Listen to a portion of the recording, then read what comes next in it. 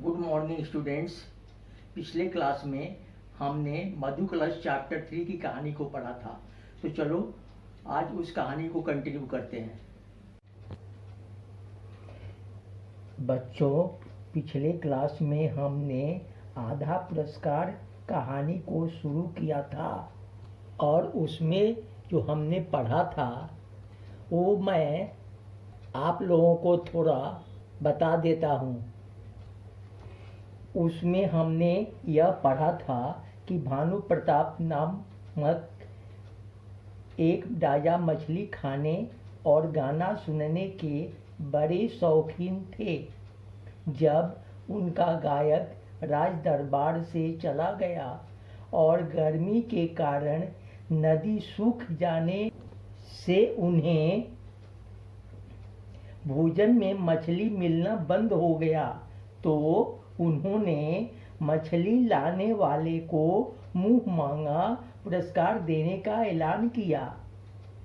उनके राज्य में रह रहे कैलाश नामक युवक को जब यह पता चला तो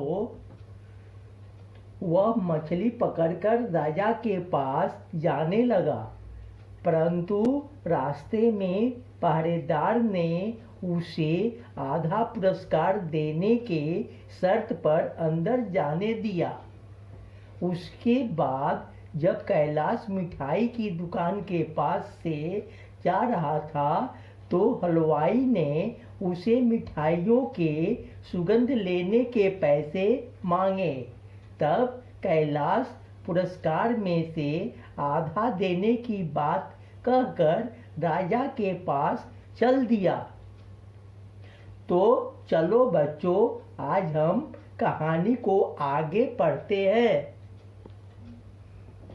राजा तो मछली पाकर फूले न समाये।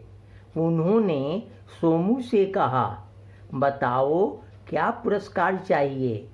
सोमू ने विनती की, महाराज आप मेरा गीत सुन लें तब पुरस्कार मांगूंगा।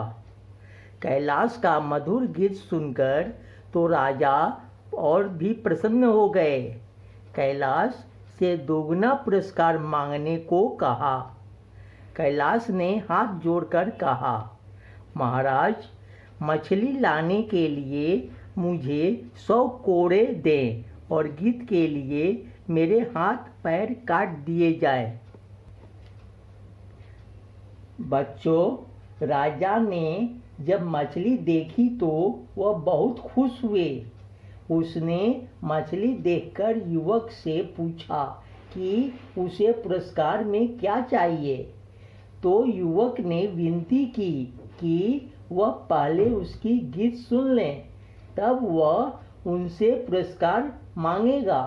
कैलाश की मधुर गीत सुनकर राजा और भी ज़्यादा प्रसन्न हो गए और उससे दोगुना पुरस्कार मांगने को कहा।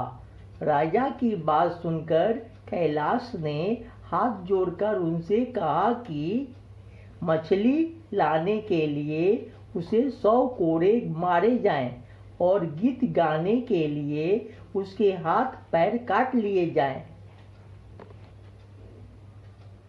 तो बच्चों, चलो देखते हैं कि कैलाश की बात सुनकर राजा ने क्या कहा।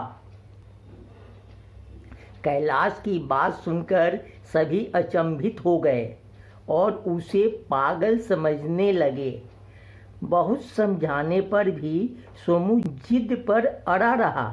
अंत में विवश होकर राजा ने संतरी को बुलाकर उसे उसका पुरस्कार देने को कहा। तभी कैलाश बोला, महाराज मेरे 2 साथी भी इस पुरस्कार में आधा आधा हिस्सा पाएंगे। पहले उन्हें उनका हिस्सा देने का मेरा वादा है, इसलिए उन्हें बुलवाइए।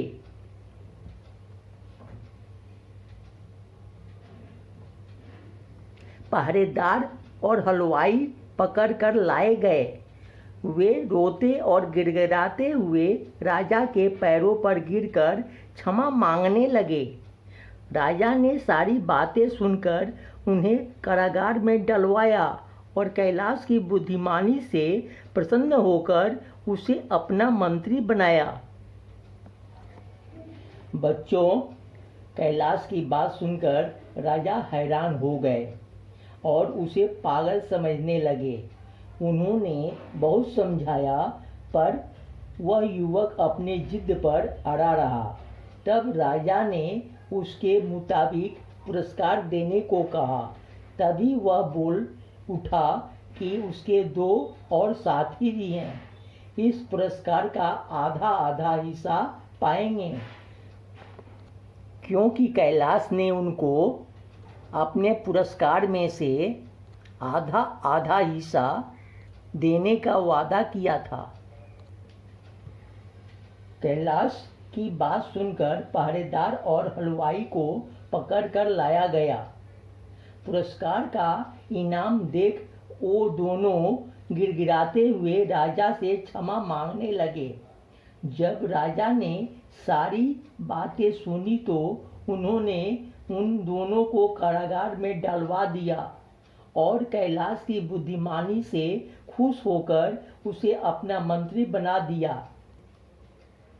बच्चों, इस कहानी में हमने देखा कि कैसे कैलाश अपनी बुद्धिमानी से राजा को प्रसन्न कर उनसे 2 गुना पुरस्कार मांगता है और पुरस्कार मांगते वक्त उसने पहरेदार और हलवाई को बुलाकर राजा को सब बातें बताता है, जिससे वह अपना वादा भी निभा लेता है और मंत्री का पुरस्कार प्राप्त कर लेता है।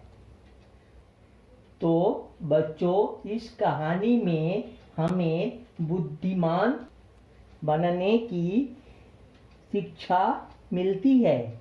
हमें इसी तरह अपने बुरे समय में शांत होकर चतुराई से काम करना चाहिए, क्योंकि एक बुद्धिमान या चतुर व्यक्ति का ही सम्मान होता है और वही पुरस्कार के योग्य होता है। ठीक है बच्चों, अब आप लोग इस कहानी को पढ़िए और इससे शिक्षा लीजिए। आप लोगों से नेक्स्ट क्लास में मुलाकात होगी। आप लोग स्वस्थ रहिए। Thank you.